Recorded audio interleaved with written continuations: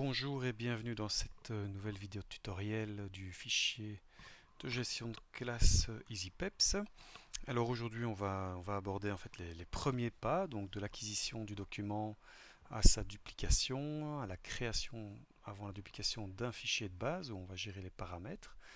On va dupliquer le fichier et puis on va voir quelles sont les informations à remplir pour euh, que le document devienne efficace avec une classe en particulier. Alors, lorsque je vous aurai partagé le document, il sera dans votre Google Drive. Donc pour avoir Google Drive, il faut avoir une adresse Gmail, une adresse Google. Et là, vous aurez accès à Google Drive. Alors, lorsque vous êtes sur Google Drive, vous allez cliquer sur Partager avec moi. Le fichier que je vous aurai partagé sera alors disponible. Il vous suffira de cliquer droit dessus et de mettre Ajouter à mon Drive pour qu'il soit à 100% à vous. Alors, ce menu apparaît afin d'organiser le, le placement, si je puis dire, de la copie. Donc là, je vais aller la placer dans un dossier que j'ai créé au préalable, le dossier donc de mon école, l'Institut de la Providence, de l'année en cours 2019-2020. Je clique sur Destination et là, magie, le fichier se retrouve bien dans le dossier. Alors, lorsque j'ai reçu le fichier de base, je vais l'ouvrir. Et ma première étape, ça va être donc de paramétrer ce fichier.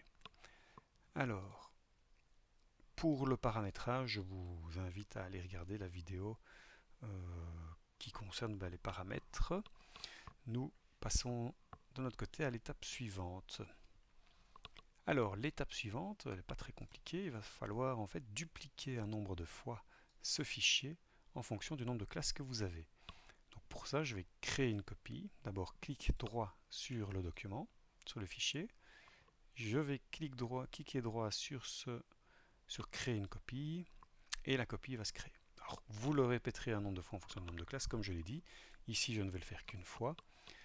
Et je vais le renommer en fonction de la classe à laquelle je vais donner cours, par exemple 5G1, G2. Alors, vous pouvez être plus précis, par exemple en disant si vous avez des garçons et des filles, commencez par les garçons. Vous pouvez mettre ensuite que vous avez cours le vendredi en première et deuxième heure. Voilà, ce genre de choses. Hop, voilà. Alors, une fois que ce fichier là est prêt, je vais l'ouvrir. Et je vais commencer à remplir les informations essentielles qui concernent la classe, ou les classes plutôt auxquelles je donne cours. Alors, ici en l'occurrence, mes paramètres sont déjà paramétrés puisque je l'ai fait dans le fichier de base. Je rappelle ici, donc mon fichier de base qui est prêt à l'emploi pour mon fonctionnement. Alors, maintenant que je suis ici, sur mon fichier des 5G1, G2 par exemple, je vais commencer à rentrer le nom de mes élèves. Donc je vais mettre des noms au hasard. On va avoir par exemple François N1, on va avoir Xavier Robert, on va avoir Bernard, Bernard Swift, n'importe quoi. Enfin, voilà. On va partir sur une base de 3 élèves. Alors, la classe, par exemple, celui-là, il est en 5G1, celui-là en 5G2, celui-là en 5G1. Vous pouvez rentrer la date de naissance de vos élèves. La photo, on en reparlera dans un autre tutoriel.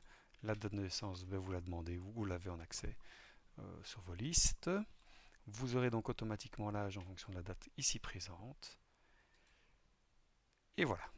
En fait, ce sont les seules informations que vous aurez à remplir.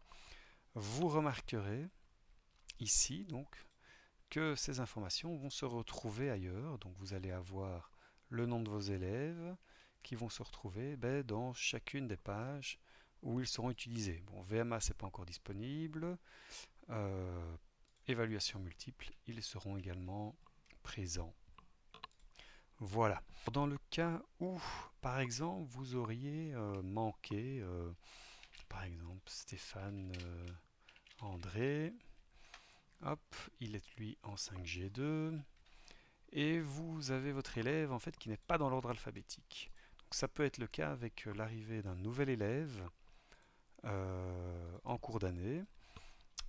Eh bien, vous le rajouterez en fait à la suite dans votre journal de classe. Vous le rajoutez à la suite, donc vous n'allez pas le déplacer dans le journal de classe. Le seul endroit où il sera important finalement d'avoir un ordre alphabétique respecté, c'est dans votre cahier de cote. Alors, dans le cahier de cote, pour pouvoir déplacer un élève, il va suffire de prendre ici, de sélectionner donc la ligne de cet élève. Hop, j'ouvre le semestre 2.